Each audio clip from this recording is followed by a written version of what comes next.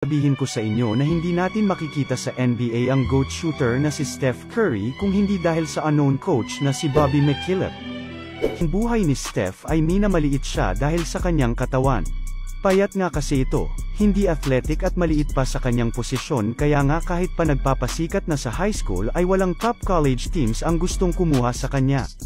Pero ang kaisa-isang coach na naniwalang star si Curry ay ang tactician ng Davidson Wildcats na si Bobby McKillop.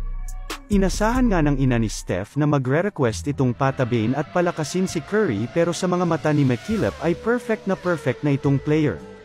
Ang buong sistema nga ng team ay pinaikot sa shooting at galing ni Curry na sobrang kakaiba dahil kilala ang teams noon sa college sa big man-oriented sets. Pero kung inaasahan nyo na maganda na ang tatakbuhin ng career ni Steph ay nagkakamali kayo. Dahil sa first game pa lang neto ay nagkalat siya agad na may 13 turnovers buong laro at pangit pa ang shooting. Kung ang ibang coaches ay paniguradong mawawalan na ng tiwala sa galing ni Curry, hindi ang kanyang mismong coach na si Bobby. Patuloy pa rin kasi siyang naniwala sa potential ni Steph at sinuklian naman niya ng guard ng napakagandang performance sa 3-year stay sa Davidson. Matapos nga niyan ay nadraft na siya sa Warriors at patuloy na nagpapasiklab sa liga kung saan siya hinihirang bilang GOAT shooter in history. Kaninong kwentong NBA pa ang gusto nyong maitampok dito? Comment down below.